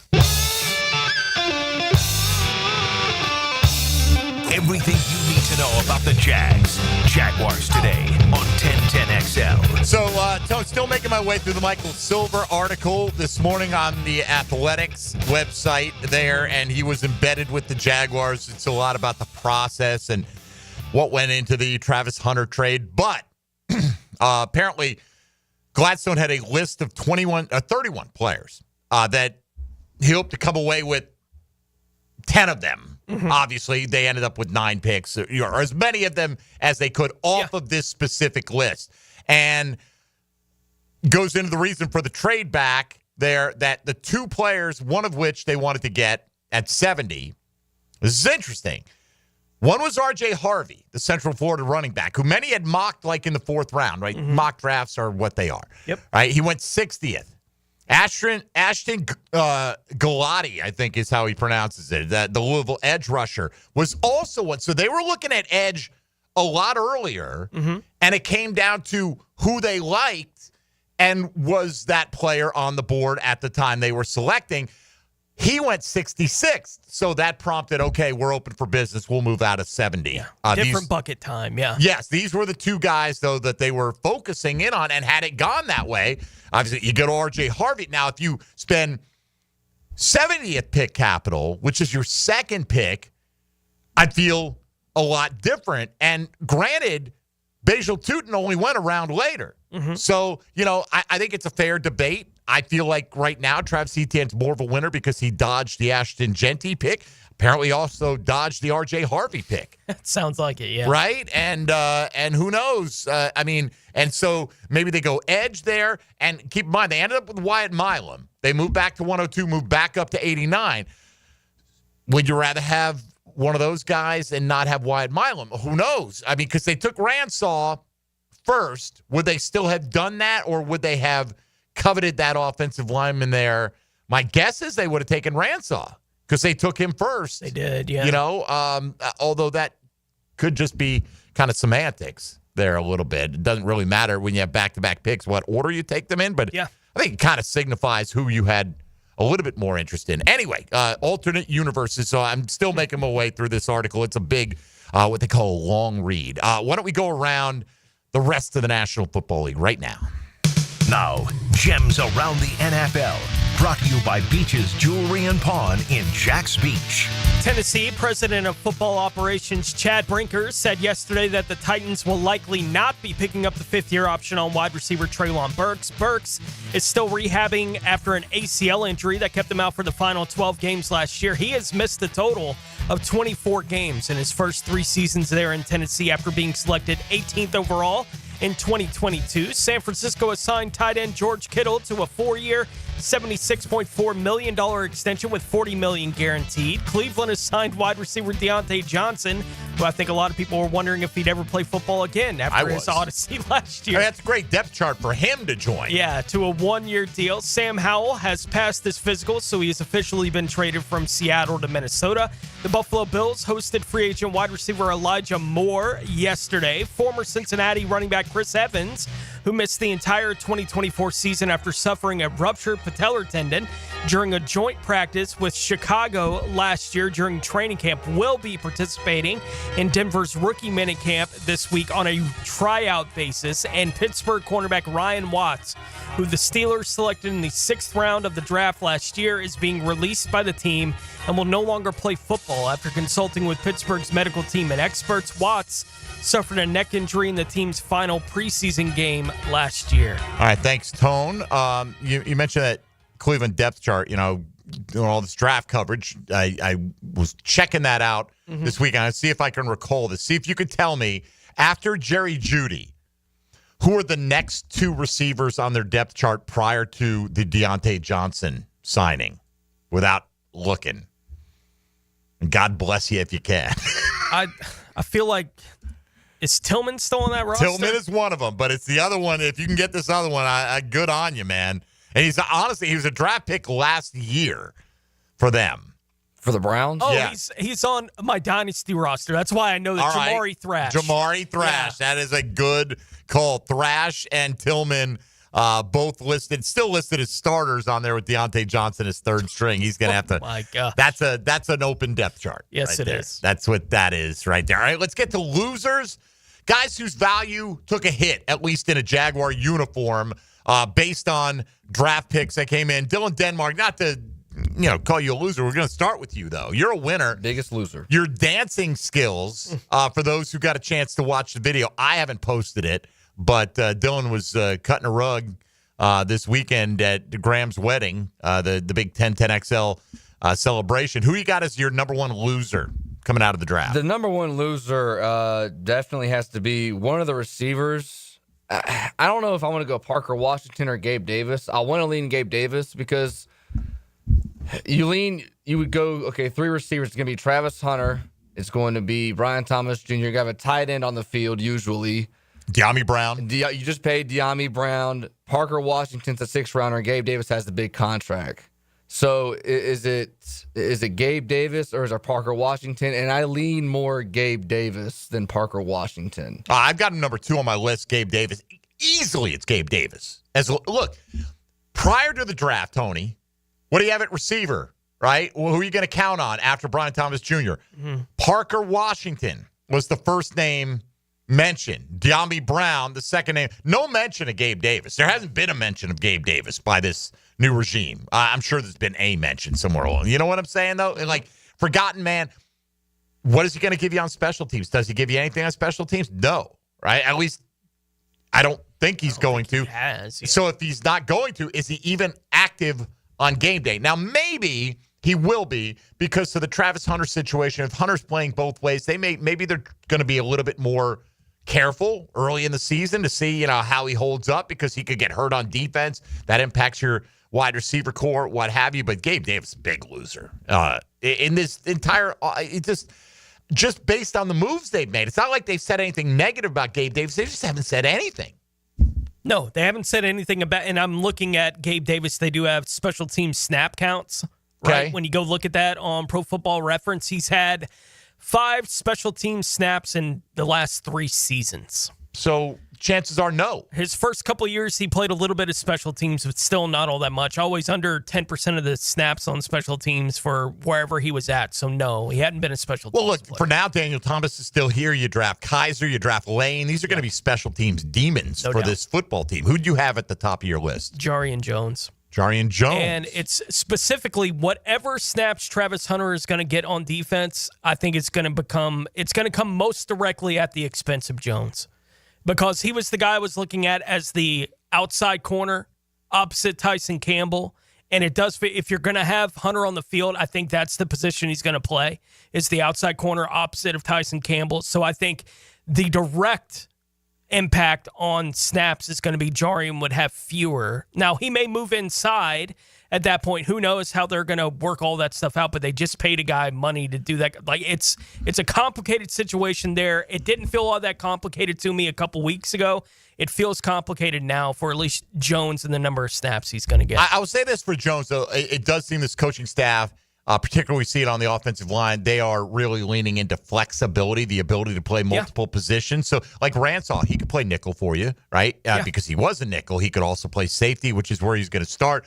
Jarian can play multiple spots. So I think, either through, injuries to others, which happen, lack of performance, I don't move him down that much. This is as much, it's a bummer for me. Okay. Right? Like, this is a bummer for me because I was really excited about Jarian Jones being the second corner on the football team, right? And what that could potentially mean for him because I really like him as a player, but trying to figure out what the snaps look like after they add Jordan Lewis, and now you have to figure out exactly what it's going to look like with a premium player being added to it in Travis Hunter. I think he's the one his snaps will be most directly affected by that acquisition. Number one for me, with a major bullet, I'd be surprised at this point if he makes the football team, except he does have that tantalizing speed, Keelan Robinson. Man, I mean, what is he going to do on this football team? I mean, Tootin can be your return guy. Parker Washington could be your return guy. The depth chart at running back, you just drafted two, and Bigsby, I believe, is going to be more valued than Keelan Robinson will be. Travis Etienne is still here. I don't see a way, unless they move Etienne, that Robinson has much of a chance to make the 53-man roster. Probably not. Barring an injury somewhere in the offseason. Who else? Feels like he winds up on the practice squad, maybe. Or they'll try to get him there. Yeah. Like, I think he would get there. Like, if they cut him, I don't see a whole lot of danger, with not being able to protect Keelan and get him on there. Who else is on your list without getting deep into it? Darnell Savage. Okay. I had on the list. And the last one, I was debating a bunch of different ways. I had Etienne in my head for a second, but I wound up landing on Devin Lloyd. No fifth-year option picked up. I don't know what his future looks like here. Yeah, I don't know if that changed dramatically for me with the draft because I'm not sure Kaiser's going to be a starting linebacker ever for this team. But that's the strange being on my list, too, because he showed up on the list because they let go of Ingram. That's a big part of why I had him on my list of winners for the Jags this offseason. So looking at the whole offseason, I do think Devin Lloyd not being talked about at all by the front office is not a great place to be. Dylan, who do you have on your list that we haven't touched on? I said Antonio Johnson. Out of everybody we've talked about in the secondary, what their roles are going to be, Antonio Johnson hasn't been spoken on, I feel like, hardly at all this offseason. And the other one I had was Etienne. Right. Okay. Well, and I think you could see Etienne both ways, right? Obviously, I had him as a winner, and you got him as a loser, and I can see both angles to that. To me, my third spot was any edge not named Josh Hines Allen or Trayvon Walker, right? Because they went out, like Yasir Abdullah has had a couple of years to crack the lineup, so to speak, or make an impact. Jalen McLeod is Yasir Abdullah. I mean, size-wise, right? He's going to do a lot of the same things. And then they signed Agba immediately afterward. You find out that they were interested in Ashton Galati at 70. There's not much confidence, and nor should there be, I'm saying, in any edge beyond the starting edges, at least heading into the draft. All right, let's come back. Tuesday Top 5. Our 5 favorite moves the Jags have made this offseason. We'll count them down next here on 1010XL 92.5 FM. I want the truth. The truth? He's not afraid to tell the truth. You want the truth? Rick Ballou is the truth teller. You and SpongeBob are honestly like my biggest influences ever, dude. Into the Night with Rick Ballou. Evenings on 1010XL.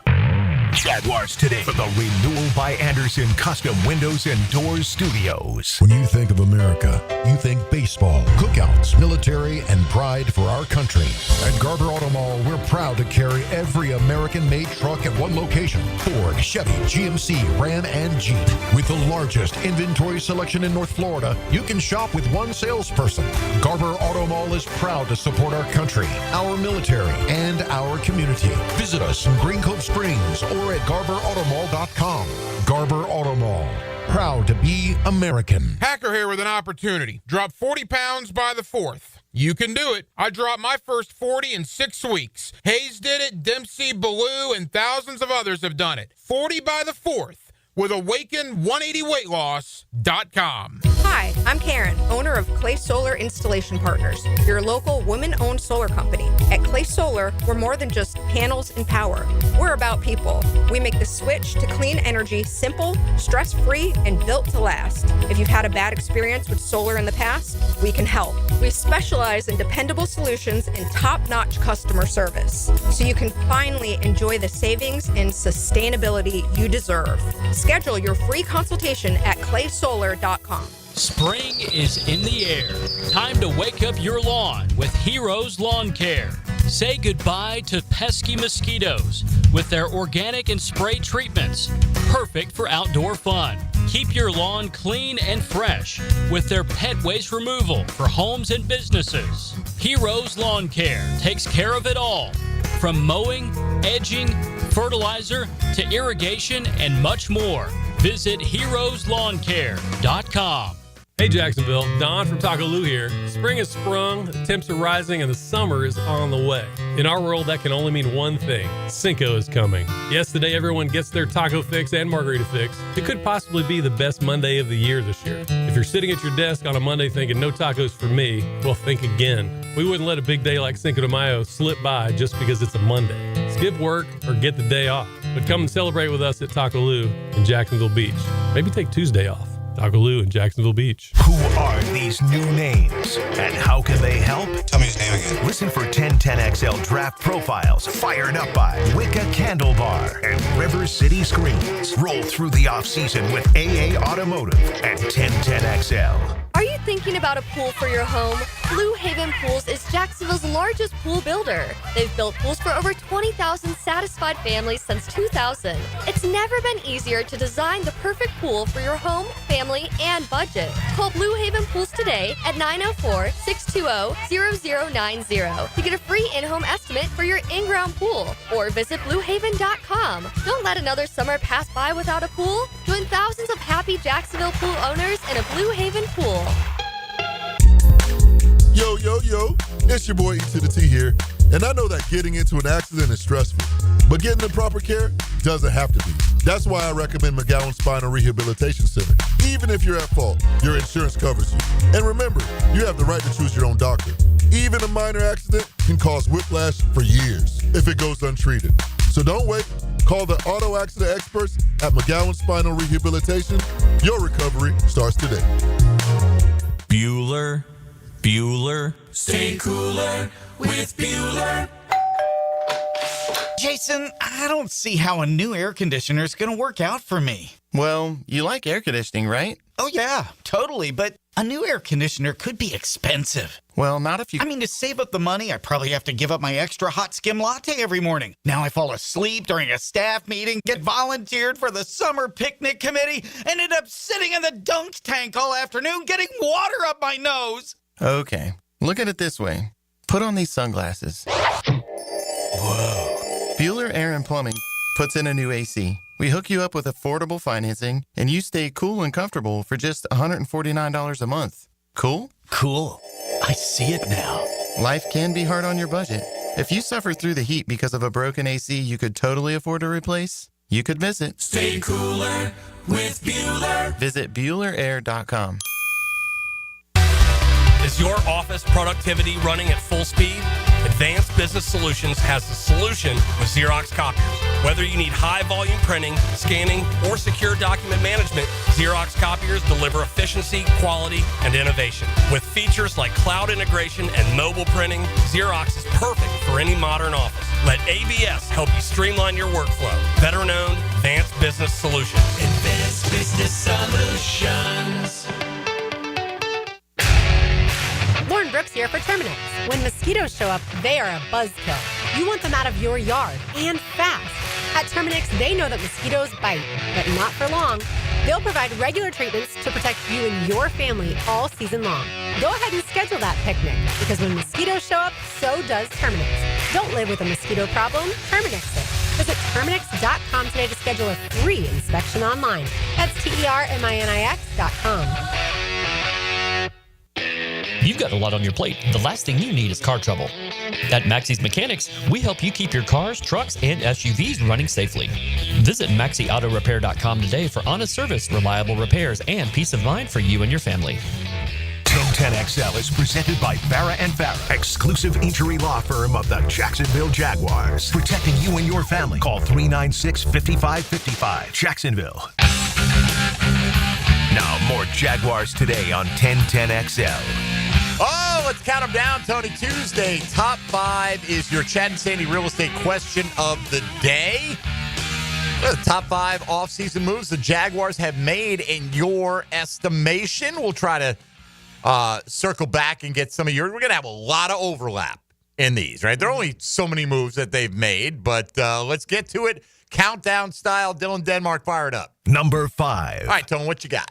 Drafting Wyatt Milam in the 3rd round. I think he has the chance to compete for a starting guard spot as soon as this year. And beyond Hunter, there was no pick by the team this past weekend that I was more excited about when it happened. So okay. Milam at 5 on my list. Milam, and some of these, we'll see as it plays out, right? I certainly love the Milam pick as well. Number 5 for me was simply this: having a vision, having a plan, and sticking with it, okay? And that shows up in a number of ways. We read the Athletic article this morning by Michael Silver. They had 2 targets at pick 70. Those picks aren't there. Let's not reach for a guy. Oh, you know what? Maybe we'll take Tootin here as our next running back, just as an example, right? No, they're like, the value's not here. We're going to move back. And then if the opportunity arises, we'll be aggressive and move back up the board, which is exactly what they did. It shows in the fact that they didn't draft any edge players except for McLeod, and they immediately had a plan with Emmanuel Ogbah. That didn't happen, in the span of 6 minutes. That was probably already kind of tentatively agreed to. Hey, if it doesn't go the way we want it to, $5 million, would you play for that? Yes. Okay, here you go. So they've got a structure. They've got a vision. Are they all the picks I would have made? No, but they're telling you what they're going to do. They're going to pick a particular type of player that's going to raise the intangibles, the ecosystem here in Jacksonville. And, oh, by the way, has produced at a high level. You look at Ray Lane. It's not just intangibles, man. The guy created a ton of turnovers at his time at Navy as well. So having a vision and executing it, whether it's the right one or not, I'll put that at number 5. Dylan, what do you got at 5? I'm going to go with the guy they signed yesterday, Emmanuel Ogbah, finally addressing edge pass rush. It's been forever. I know they got a guy in the draft that you just mentioned, but getting a true pass rusher to add depth to someone behind Trayvon Walker and Josh Hines-Allen. All right, let's continue the countdown. Number 4. Number 4 for me, Tone, is similar to the Wyatt Milam thing, but it's more 6 new bodies on the offensive line. It's not just Wyatt Milam. That's a good piece, whether he starts this year or not. It's Hainsey. It's Makari. It's the 2 potential swing tackles, backup guard depth that they signed in free agency as well in Adoga and Johnson. It is Milam. It is Monheim in the 7th round, and it's the versatility that a number of these guys have to play inside and outside. Monheim can play center for you. He could probably play some other spots. That's probably where he's going to primarily compete. So they recognize the offensive line needed an upgrade. Now, did they do the right moves and enough of them to make it one of the top half of the league offensive lines? We'll find out. But they had, a vision on that, and they put a half dozen bodies into the room that are all going to compete for a roster spot this offseason. Dylan, what do you have it for? Same thing. I put revamped offensive line in free agency. not the draft. I would have much rather, Wyatt Milam, they get drafted him. He's probably going to play, quite a few games this year, obviously. If he starts game one, we'll see. But I would much rather go the route they did with free agency, guys that have played in the NFL for quite a few years, rather than draft 3 or 4 offensive linemen in the draft and have rookies and have them protect Trevor Lawrence. What do you got at 4, Tone? Number 4 for me is hiring Liam Cohen as the new head coach. I don't know how good or bad a coach he's going to be, but that can be said about any of the players that they've added this offseason as well at this point. I know a new attitude was desperately needed, and his matches perfectly with Gladstone for the direction that they're trying to push this the franchise in. So Cohen at 4 for me. Continue the countdown. Number 3. Dylan. I will go getting Trevor Lawrence help. That includes the offensive line, getting Travis Hunter on the outside, and I think most importantly, getting Liam Cohen as the head coach. I think this offseason should have been about how can we do everything we can to build our team around Trevor Lawrence, and I think they've done that so far. Okay, Tone. Number 3 for me, hiring Tony Baselli as the EVP of football operations. We've been talking about how badly we thought the team needed someone as a buffer for Shad Khan, who I think is a willing owner, but not a football guy. The excitement we expressed when the team hired Tom Coughlin years ago was exactly along those kind of lines. Finally, like there's somebody between Khan and the football stuff to make the football kind of decisions. Who else could have had the same enthusiasm for the Jaguars that Tom Coughlin has? Shad may have hired the only man that fits that bill and is at an age where we could be looking at the beginning of decades of that enthusiasm being poured back into the building and back into the franchise. And the dividends that I think that could pay from the fan base, it's already paying dividends, right? Just hiring a guy like Baselli to be the buffer, and everyone's like, well, Big Bo's in the building now. We know that he has the best interest of the fan, of the franchise in his heart. That's where Tony goes. Right, with everything around the Jacksonville Jaguars, it's a big-time deal that they got him in. Okay, for me, it's kind of similar, but I want just new power structure. Everything's in alignment now, right? And this is part of, like, going back to my number 5, having a plan and sticking with it. I don't think they have that vision unless they could have fired just Doug Peterson. Maybe they convinced Liam Cohen with enough money to come here. But you got Balky, and then you don't hire an EVP, right? You could have hired a lot of different guys. All these guys seem to be sharing the same brain cells. At least they are expressing it publicly that they're all moving in the same direction together, and they're all in agreement on what they should do. And those disagreements, I'm sure, take place behind closed doors, but they get ironed out. And it feels like you've got a vertically integrated system here in Jacksonville. So it's not just one, it's not just Cohen, it's not just Gladstone, it's not just Baselli. It's putting them all together in that power structure that comes in at number 3 for me. Dylan. Number 2. Who's that? Tone, Me. I think, right? Trading up for Travis Hunter at 2. I don't know what Trent Baalke would have done if he was the GM, but it wouldn't have been that. Shamar Stewart. As we've already discussed, I think that Hunter is the best player in the draft. He is a star as he walks into the league, so they are bringing in everything that goes along with that. He's a star with no real diva in him, right? Like, he's never shown that part of being a star at any of the stops he's been in. It's why he's been willing to go to Jackson State. Right? Like, the diva thing never really mattered to him. Whatever matters to him matters to him. And apparently what matters to him is, let me play football as much as I can play football, and let me go fishing. Right? Like, as far as I can tell, those we got both. Right. The 2 priorities that he has. I saw, there are people that were teammates with him that are like, secretly, this is what he wanted.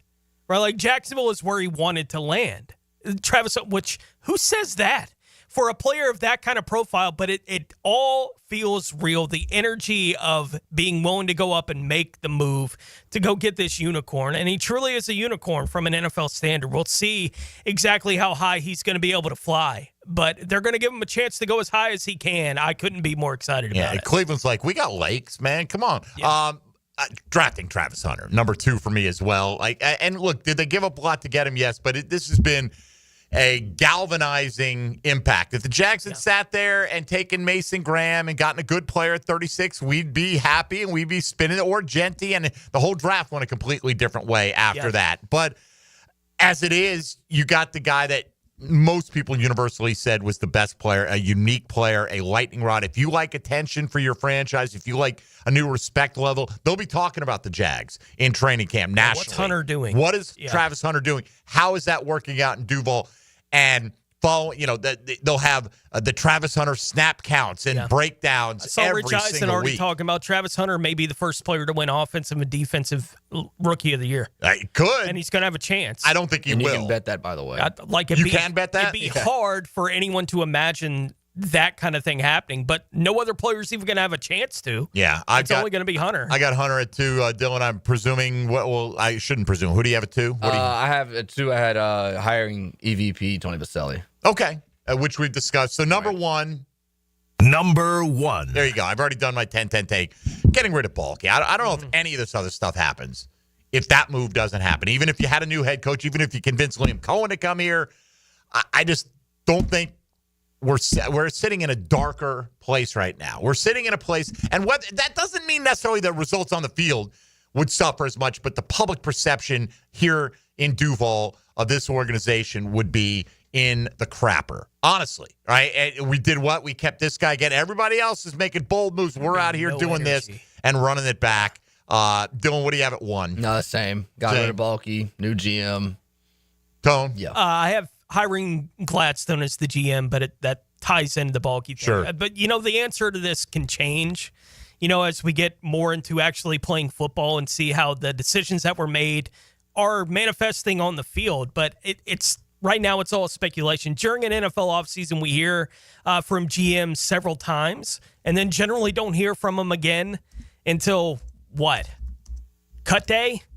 That's generally when we hear from the GM, and that might be the next time we hear from Gladstone. But he got hired right when all hey, we're going to meet him, and then we're going to hear from him here, and then we're going to hear from him here, and then we're going to hear from him here, and then the draft, right? Like, that's been the process for Gladstone. He got hired, and we've had 4 or 5 opportunities to hear from him.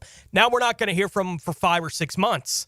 Like, that's just the nature of it. But he's the guy that we're hearing from right now, and the one that is in charge of the decisions that are being made right now, ultimately. So I don't know if they're all going in the right direction, but he has been the forward face of what the new energy in the organization is to this point. Now Cohen's going to have to take that baton. All right. We will look at some of the submissions you sent in, at least the different ones that we didn't discuss already on your Tuesday top 5s on social media. Mike Dempsey, Tony Smith, Dylan Denmark, another 10 minutes or so to go, and we'll wrap this one up on 1010XL and 92.5 FM. It's the power of the spoken word and your imagination. Daniel Murphy waits on the 0-1, and there's a drive. Deep right field. That ball's gone. 1010XL, your radio home for play-by-play. Daniel Murphy. Jaguars Today. From the Renewal by Anderson Custom Windows and Doors Studios at 1010XL. If you suffer from constant burning, tingling, or numbness in your hands or feet, it could be a serious condition called neuropathy. I'm Dr. Nathan Riddle, DC with Riddle Wellness in Ponte Vedra. Neuropathy is treatable, and we have seen great results by using state-of-the-art, non-invasive therapies to target damaged nerves, reduce symptoms, and improve nerve function. Call 904-395-5598 to schedule your free consultation today and learn how you can live pain-free. Call 904-395-5598. It's Work Zone Awareness Week, Florida. Every year, lives are lost in work zones because of speeding and distractions. When you see orange cones, remember, slow down, follow the signs, and stay focused.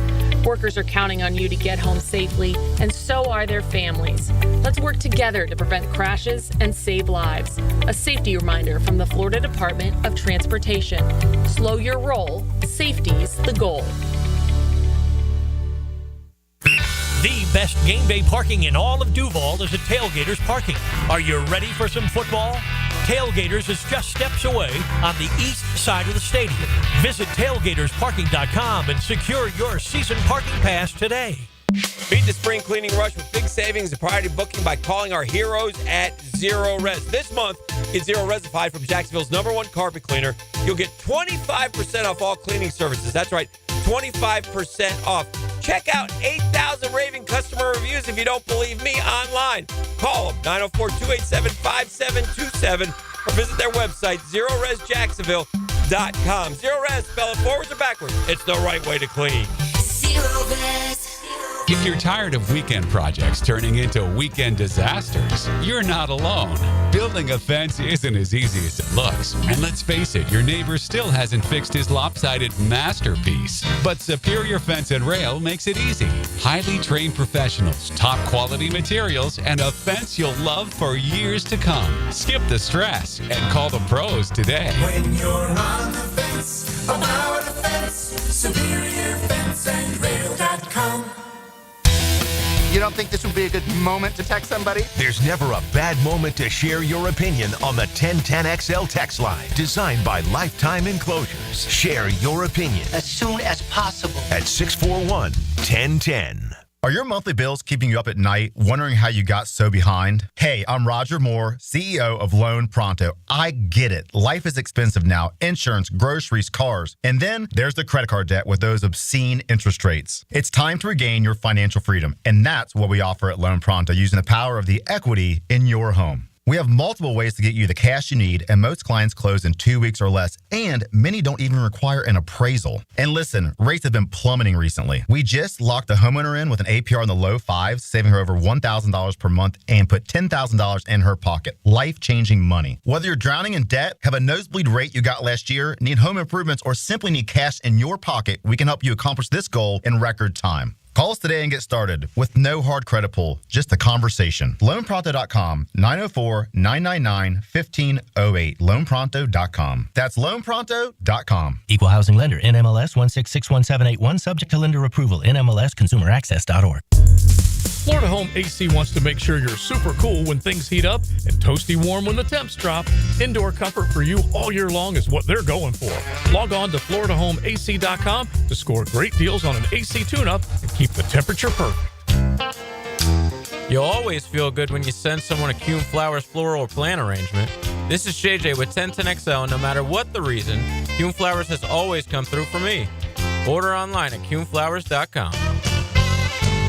Looking for a great place to enjoy some craft creations and soak up some scenery? Fernandina's Mocama Beer Company is a must-see and must-try. Nassau County knows it. Visitors need to find out about it. Mocama means near the big water where the sun is born. And if you visit their tap room in Fernandina Beach, you'll see how they've mastered equal parts precision and art in creating great flavors from IPAs to Pilsners, lagers, and sours, plus plenty more.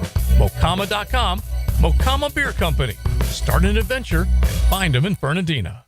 What was George Washington's salary when he was president? Filing an insurance claim following a storm shouldn't be an ordeal. Southern Oak Insurance's claim team prepares for catastrophic situations well in advance. Log on to southernoak.com. Our family protecting yours. Southern Oak Insurance. George Washington's annual salary as president was $25,000, about $4.5 million in today's dollars. Southern Oak Insurance. Our family protecting yours. If you are an experienced electrician looking for your next big opportunity, look no further than the Miller Electric Company, a trusted name in the industry for over 96 years. At Miller Electric, we tackle the biggest projects in the city, offering you the chance to showcase your skills on a grand scale. We believe in rewarding hard work with the best pay, top-notch benefits, and an unbeatable culture where people actually care about each other. Take your career to new heights with Miller Electric Company. Apply today at millercareers.com. Miller Electric, an equal opportunity employer. 1010XL is presented by Farrah & Farrah, exclusive injury law firm of the Jacksonville Jaguars. Protecting you and your family. Call 396-5555. Jacksonville. Now the cool down with Donovan Air, Electric and Plumbing, keeping Jack's cool since '87. I mentioned Michael Silver's got an article out at The Athletic. Yes, you do need an Athletic subscription to read it, but I tweeted out the link for those who do happen to have one. That's the way the world works sometimes, Tony. You can't watch all those premium cable channels without a subscription either. But, yeah. So, yes. But we told you some of what's in there. And Mike Silver will join Helmets and Heels coming up later today. So you can listen to what he says about being in the Jaguars war room. It's very interesting. I'm going to, I've skimmed through this for some of the things that stand out. I'll go back and reread it all later on today, but well worth your time. Reminder again, we mentioned it earlier, Gene Fournette from the Florida Times Union going to join us in studio tomorrow. I'm looking forward to that. Gene's covered your team for about as long as your team's been here, and we'll talk to him about all kinds of things Jaguar related and the things he's covered throughout his career as a columnist for the Florida Times-Union. That's coming up tomorrow. Later on the week, maybe we'll reach out to Tony Pauline or Chad Ryder, one of those draft guys that we leaned on heavily leading into the process, and find out what they think of the Jags draft haul now that it is official. Tone, again, the Chad and Sandy real estate question of the day today, looking for your top 5. What do you think? A lot of people have mentioned signing Agba as like a standalone top 5 move. To me, that alone, that's a symptom of having a plan and sticking to it. But that move alone, to me, I'm happy they did it. We've needed that, but it doesn't move the needle for me to that degree, that signing by itself. Emmanuel Agba is about a 5-sack-a-year guy. Starter, non-starter, that's what he's been, with the exception of about a half-decade ago. He had 2 peak seasons and hasn't reached that level since. I think he's a vet. And here, what he gives me, Tony, is more confidence that if Josh Hines-Allen or Trayvon Walker were to miss a week or two, that this guy has a lot of starting experience. He can come in. It's not just about what you can provide as the third edge rusher coming in on third down. I think Agba gives you a little bit of a security blanket for injury risk. I can understand it, though, and I do think there's a recency bias thing going on here. If Agba had just been a part of the free agent class when they were signing the free agents when that opened, he probably would have been the name we talked about the most, right, in the free agent class. We would talk about the offensive linemen they brought in, and it's nice to have all the flexibility with McCary and some of these guys, right? We would have mentioned it's nice to see them doing the work they did on the offensive line, but Agba was probably my favorite player in that group. Yeah. Right? And then you go into the draft, and it's hard to figure out with some of these guys exactly how they fit where, because they went the versatility route. So it's hard to even look at what happened in the draft and be like, Caleb Bransaw is my favorite, right? That's the second draft pick they made. Caleb Bransaw is my favorite. Wyatt Milam makes sense because it's why I had him on my 5. Right. Because I think he could play his way into being a starter now and the pedigree of the player, that kind of thing. But I think when you're looking at the total of the players they brought in, Hunter by a mile ahead of everyone else, right? And then it's, who's number 2 on that list? What player they brought in this entire offseason get you the second most excited among, if you're just going an individual player that they brought in this offseason? I would go Milam for me. I would. That's for me over Agba. I would too. I would too. That's why I had him at 5. I think pockets you at Dylan. Excuse me. Quarter. Dylan, you had Agba, there 5. number 5 for you. And I think that would be the next guy on my list.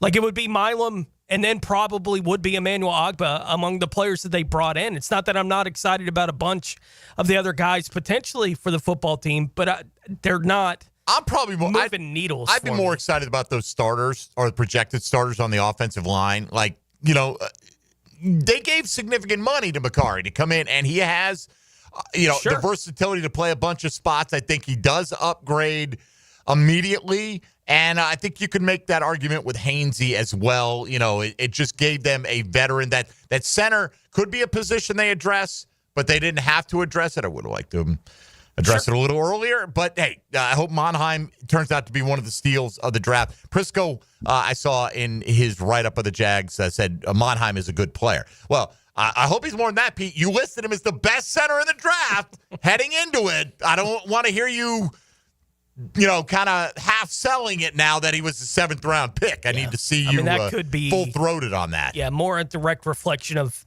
the centers in the draft. Maybe. More than anything else. But still, Jared Wilson was, clearly to me, the best option as a pure center at that position. Pete disagreed. Well, regardless, they got Monheim. They got what they got is what they've got. So, I get it. I do understand if someone's excited about Agba. It just, for me, that move alone, I think people are more excited about third down. I'm more excited about injury insurance with him than anything, and I'm hoping. As much as anything, that when they get into those sub situations, that they're not putting Yasir Abdullah on the field anymore. Yeah. Right? One of my losers. Great. All the edges, not who weren't the starters. I mean, but we look at Liam Cohen. Liam Cohen's going to come in. He's got his offense. He's going to scheme up easy throws for Trevor. He's going to get the ball in Brian Thomas Jr. and Travis Hunter's hands so they can do something with it after the catch. He's got, same thing on defense. Put these guys in a position where they can make an impact. I've been harping on this Todd Bowles comment that's really stuck with me since the owners' meetings. Is that I'll scheme it up on defense. I'm never going to draft a defensive need over a potential superior offensive talent. I'm going to take the chance on the offensive talent because if you can't score points in this league, you're sunk. I'll scheme up a better performance out of these guys on defense. Buka being there in the first round. Exactly. Yeah. Right? And definitely, that was a surprising pick to me. Maybe not to everybody. I can understand it. I think Mike Evans will continue to be the focal point of that passing game as long as he continues his streak of 1,000-yard seasons. Absolutely. If he were to go out there, let's say he missed 4 or 5 games due to injury and ended up with 879 this year, whatever, a good year. Yeah, it could be. The streak's over is now in range. Right. Yeah. It's like the magic, the spell is broken at that point. I think as long as he keeps putting up 1,000, the Bucs are going to run him out there year after year. And that whether that means this is more Godwin, they're saying no, Godwin's on track for the beginning of the season. This is more just too good a player to pass up on the offensive side. And that really stuck with me when they made that selection and just made me wonder, did some of that philosophy bleed off onto Liam Cohen, who may have it anyway because he's an offensive coach. Let's go get some offensive playmakers. But got to put points up in this league, kids. There's no question about it. See, Jordan Lewis got some mention here. A lot of the same one. This one interesting from Jaden, changing Trevor's footwork. Well, they haven't done it yet, right? Working on it. Yeah. But, is that process completed? I would put that one on the, hopefully, on the to-do list. I don't think that's a get him in for a week of voluntary workouts, and you've changed much of anything fundamentally there. So anyway, you can read through them. Probably a lot of overlap, as we've mentioned today, but you can go to social media at MD_1010XL. De'Ami Brown getting a mention there. That's at this point. But hey, look, that's why we ask you. If you think that's one of the best moves that they've made, that person had Gladstone top, Hunter, hiring Baselli, De'Ami Brown, Caleb Ransaw. So hey, you know what? Everyone's got their favorites. They do, and it's been an offseason about replacing the foundation here in Jacksonville on the roster, right? Like they have guys that they're relying on with Trevor Lawrence and a handful of the other guys on the roster, but no one gets excited about the neighbor replacing the foundation on their house. But the guy who owns the house gets pumped, right? So if he doesn't get pumped, he goes, phew. Right. You go offensive line, and that's where they focus for the entire, and we're going to get a bunch of football players and this kind of attitude. And it's like, well, I don't know who to pick as my favorite among that group of all the guys they brought in, but the guys that are at them are like, this is exactly what we had to do to get done what we want to get done. All right, our time is up. Let's say hello to Helmets and Heels. Now, the 2-minute drill. Serviced by Cool Cats Heating and Cooling. Locally owned and operated. We're your neighbors. CoolCatsJacks.com. The coolest cats in town. Hello, Lauren Brooks. Hello. What did you think of Dylan's dance moves the other night? They were probably just as smooth as mine. Okay, because you were in the video, but you weren't dancing really at the time. Thank goodness. Yeah, you may have been swaying a little bit, but Dylan put on a show. There was plenty of dancing to be done by all. All right. I know you guys have Mike Silver on today. At 1:30. In-depth article. I found it funny. Somebody said, is there an audiobook version of this? I'm like, man, you always complain. National media doesn't pay any attention. Now you got an embedded reporter giving you chapter and verse on your team. Yeah. And it's too long for you. I would say if you're a fast reader, it'll take you about 20 minutes. If you're a slower reader, maybe a little. You can chew on it for a week. Right, exactly. And that's fine. I found it absolutely 1,000% fascinating. Oh, love the actual debating between R.J. Harvey, Ashton Galati at pick 70. Yes. Very specific intel right there. And Baselli getting snacks twice. Right. Well, I didn't get to that part, Okay. but if you get you think about how it could have gone drastically differently. Yes. You take R.J. Harvey. Now all of a sudden, if you take him with your second pick in the draft, now I feel Travis Etienne's somewhat of a winner here because he dodged Ashton Genty. But if he had the second overall pick for the Jags go to a running back, I might feel differently. the fourth pick went to a running back. So that's debatable. And Galati, I mean, if they get edge there, then what do they miss out on? Do they not have Wyatt Milam? Because that's the pick they move back and up. And we learned that Tony loved a different offensive lineman. Like Wyatt Milam was more the offensive line coach's pick, and certainly Gladstone liked him as well. Baselli wanted a different guy. He wanted the LSU tackle Emory Jones. But Baselli, was in reserved mode and let the coaches make the pick. And Gladstone, as I think they should. Absolutely, yeah. But I find it fascinating because this is a Hall of Famer, no doubt, that has certainly an eye for offensive linemen. You hope. Right? I mean, I'll look at MJD's running back rankings sometimes and go, Anyway. It is fascinating to learn more about who they would have picked. Like, we've never had that type of information before. Right.